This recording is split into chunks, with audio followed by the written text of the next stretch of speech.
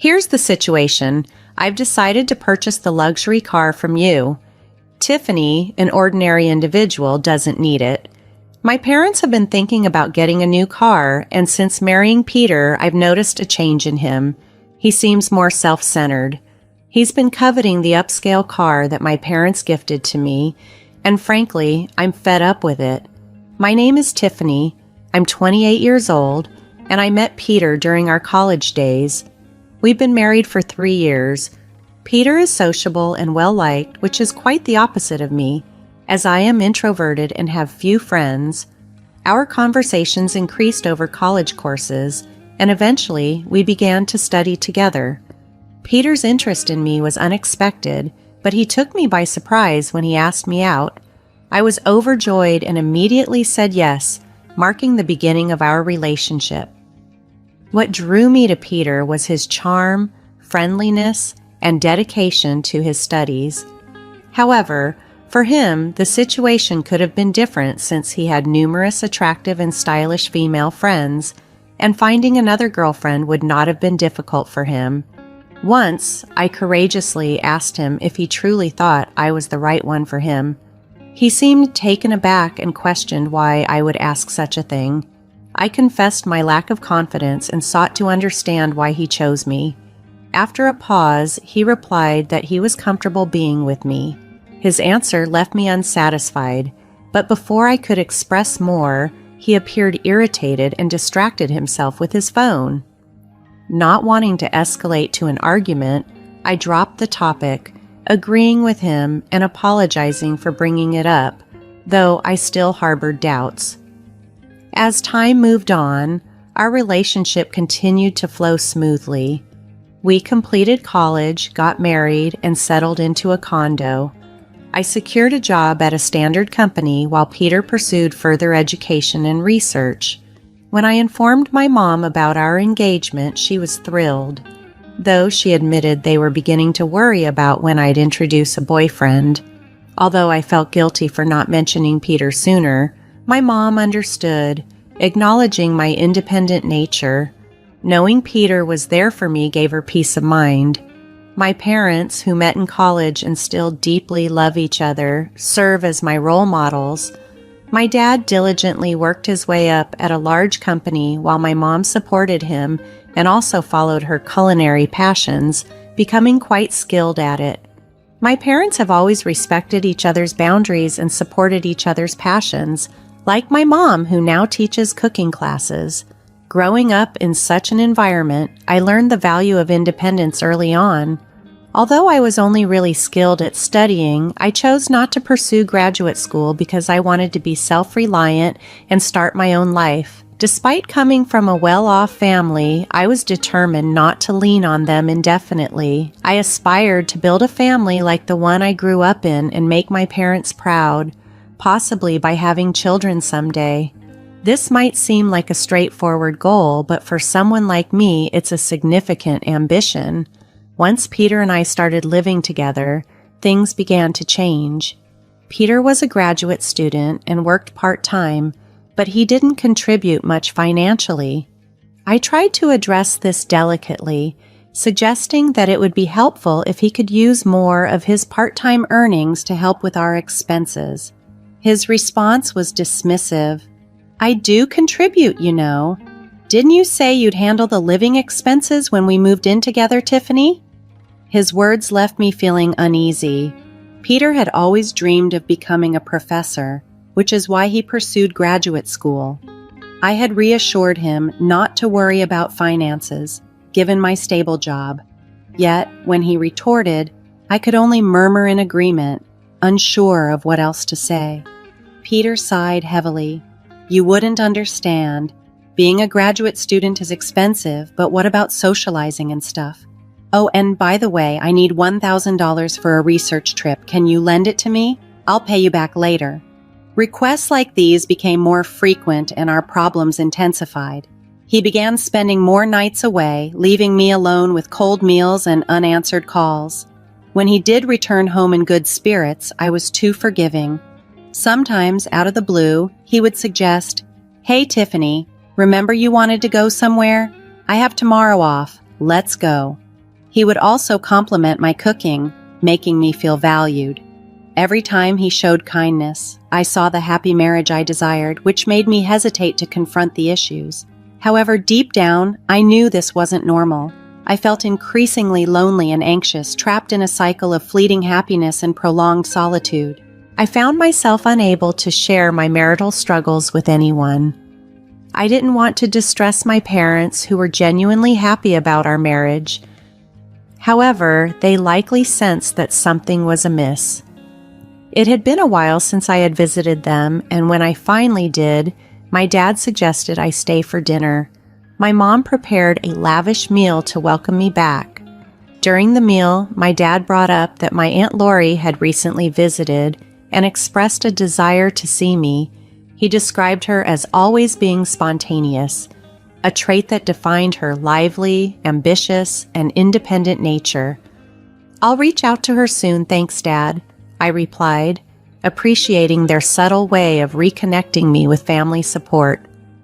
Dad reminisced about how much Aunt Lori cared for me and how she playfully lamented that Peter had stolen me, even though she had never intended to marry. Before I met Peter, Lori was more of a confidant than an aunt. I could discuss things with her that I couldn't with my parents. She understood me profoundly and was always there to support me. Initially, I had been too timid to discuss my relationship with Peter with her, but now I was eager to reconnect.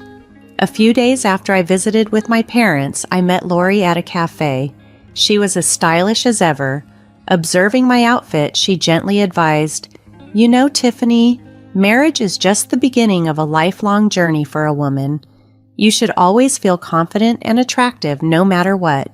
Your clothes can make a big difference, so don't forget to take care of yourself." Then, with grace, she took a sip of her tea. Realizing how much I had neglected my interests, I apologized for not keeping in touch. Lori chuckled and replied, "That's typical of you, Tiffany. It's good to be honest and serious, but being too timid usually stems from a lack of experience. But I was thrilled when I heard you found someone special. I thought, finally, Tiffany is taking a step forward." It had been ages since I spent time with someone on a day off, and the weather was perfect, making it a much-needed and refreshing outing. We settled on the terrace, soaking up the warm sunlight, and in that tranquil moment, I felt comfortable enough to share my concerns with Lori. Initially, I had believed that even someone as reserved as me could make a relationship work with Peter, but doubts had begun to cloud my thoughts. Lori listened attentively to my entire story, nodding empathetically without interruption. When I finished, she gently inquired, "I suppose you haven't mentioned this to your parents, have you, Tiffany?" "No, I even hesitated to tell you today," I confessed. "I didn't want to acknowledge my vulnerabilities to anyone. I thought I should be capable of managing this on my own to be truly independent. I know if Mom and Dad found out, they'd probably want me back home immediately. So, I want to try to handle this as much as I can by myself." Lori respected my wish to handle things independently and didn't press the issue further. However, she assured me, "If you ever really need help, let me know first. If my dear Tiffany asks for help, I'll be there for you no matter where I am." A month later, my mom called me casually, "When you have time, could you come over? It's not urgent." Since I had the next day off, I decided to visit my parents. As I approached, I noticed a new car parked in the driveway, which sparked my excitement. "Dad, is this car new? Did you just get it? Can I take it for a spin?" I joked, my excitement palpable about the fancy car. "Don't worry about that. This car is for you, Tiffany. Use it however you like. It'll come in handy," Mom whispered to me. "We saw this car in a TV commercial and you said you liked it," Dad recalled, smiling warmly. "So, it's our gift to you. You've been going through a tough time lately, so we wanted to cheer you up. If things get tough, just drive this and come home anytime." The car my dad gifted me was an SUV from a renowned international brand. a thoughtful gesture that brought a sense of freedom and support. Dad had even arranged a parking spot near my condo for the new SUV. I laughed in disbelief, barely able to grasp the kindness of the gesture. Later, as I drove downtown, I reached into my pocket, found the car key, and pressed the button. The lights of the SUV flashed brightly around me. It was then that I heard a familiar voice from behind. "What's with the car?" I turned to see Peter, my husband, who hadn't been home for quite some time. It felt like we were living separate lives. His presence left me momentarily speechless as he looked at the car with a smug grin. "Ah, I see. A gift from your parents, right?" Every time I faced Peter, I struggled to find my voice, but I was tired of feeling diminished. "Peter, don't you care anymore? Do you even care about me?" I managed to say, gathering my courage. Then Peter dropped a bombshell. "Are you just realizing now? Did you think I loved you all this time? It's ridiculous how hopeful you are." His mocking laughter echoed in my ears. Something inside me snapped, and I retorted louder than usual. "Then why did you marry me?" He coldly replied, "Wow, you're going to be that cold about it?" I couldn't believe the words coming out of his mouth. "So marrying me was just a meal ticket for you, huh? And now you want the car too because it's wasted on me? That's just great." Peter seemed unfazed by how hurtful his words were, and with a chilling indifference, he added, "You know we're getting divorced. Without me, you'll never find another man. Think about it." With those harsh words, he left without a second glance, leaving me feeling both angry and heartbroken. My head pounded with a headache as I sat in the driver's seat trying to calm myself. Eventually, I called my Aunt Lori for advice. After a few days of consideration, I agreed to the divorce and moved back in with my parents. They welcomed me with open arms, and life began to feel peaceful again. However, that peace was short-lived. One afternoon, Peter showed up at my parents' house accompanied by his parents. They all sat down in the living room, and Peter's father spoke up in a stern tone. "We're here to talk about our son's divorce." When the discussions about the divorce began, Tiffany issued a stern warning to Peter. "If you don't agree to the divorce, I'll use my parents' connections at the university to jeopardize your future. It wouldn't be difficult to harm the career of a junior registrar if their daughter files a complaint." Peter truly loved Tiffany, but he felt her approach was overly aggressive, and it seemed she was trying to intimidate him. "We could easily contest the divorce," Peter's father argued, feeling betrayed by Tiffany. "Beneath her simple appearance, she's manipulative and greedy. Poor Peter, I heard she paid him to keep his distance. She must have entertained other men. We should take this to family court and assert that Peter was coerced by his wife. However, if there's a genuine apology, things might be different. For instance, if Tiffany gives up the car she's been driving, it might help smooth things over." Peter and his parents listened in silence, absorbing his father's protests. Suddenly, the doorbell rang, and my mom answered it. Aunt Lori appeared behind her as she returned to the living room. "Sorry, I'm late. How's the discussion going?" Peter's family had met Lori once at my wedding. "What are you doing here? It's rude to barge in like this. We're busy right now. Outsiders should leave," objected Peter's mother. "No, don't be like that," Lori replied, unfazed. "You've heard about Peter's divorce, right? How would an outsider like you know about that?" Lori continued, "I was informed by my brother earlier. I couldn't miss such an important moment for my dear niece." "You're probably here to stop the divorce or for money," someone accused. "Can you still say that after seeing this?" Lori retorted as she pulled out a stack of documents from her bag, laying them out on the table for everyone to see. "I hired a detective to look into this. It turns out Peter has been cheating on Tiffany with multiple women. Despite being married, he hardly came home because of it. He took advantage of Tiffany's kindness and even asked her for money." The revelation silenced the room, turning the tone of the meeting on its head as everyone processed the gravity of Lori's findings. I was immersed in my university research, so when I did manage to come home, we shared meals and went on trips together. We seemed just like any other married couple, right?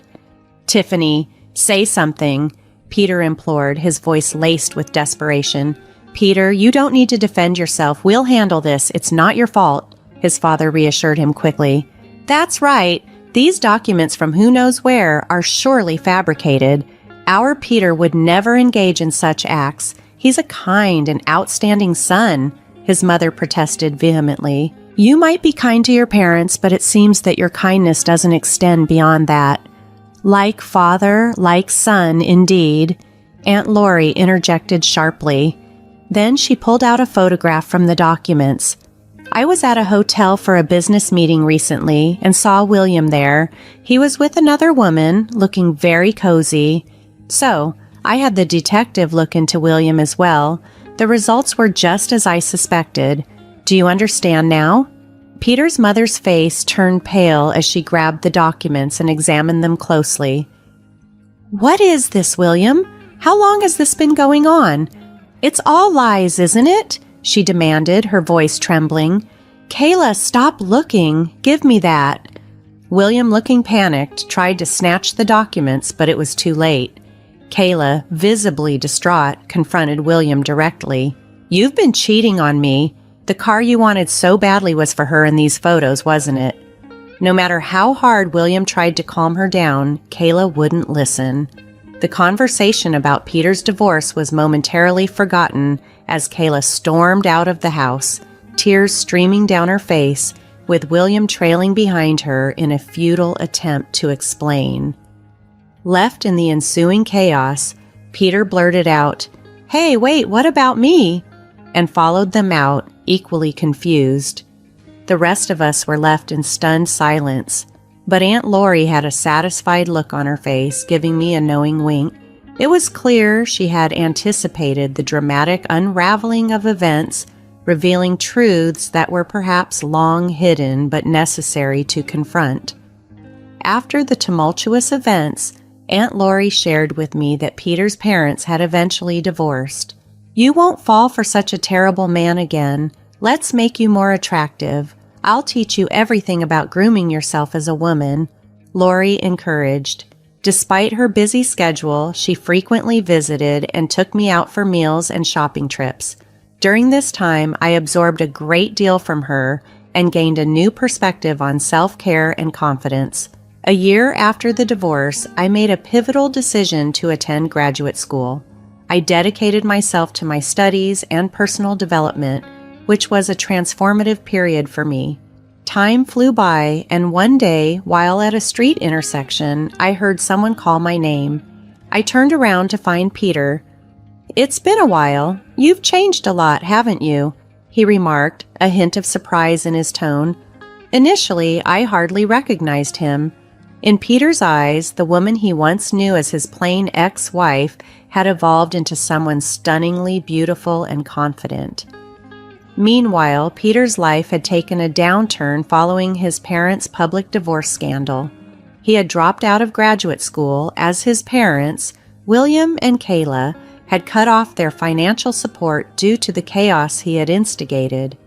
Struggling to pay for his tuition and living expenses, the carefree life he once enjoyed was a distant memory. The women who had once been interested in him had drifted away, and his former glory had dissipated almost overnight. Now he stood before his ex-wife, who appeared utterly transformed. Just as Peter was about to suggest catching up, a man approached us. Sorry for the wait. Are you a friend of Tiffany's? He asked. It was Kevin, the man I had recently started seeing. His arrival was perfectly timed, underscoring the new chapter of my life that Peter was no longer a part of. While I was out with Kevin, a group of women nearby couldn't help but notice him. Wow, that guy is handsome, isn't he? He's so tall. Could he be a model? They commented, admiring Kevin's striking appearance. Kevin, noticing my brief interaction with someone from my past, subtly acknowledged Peter with a nod. He's someone from my past, but it's okay. We're finished talking. Let's go, shall we? Kevin said, taking my hand.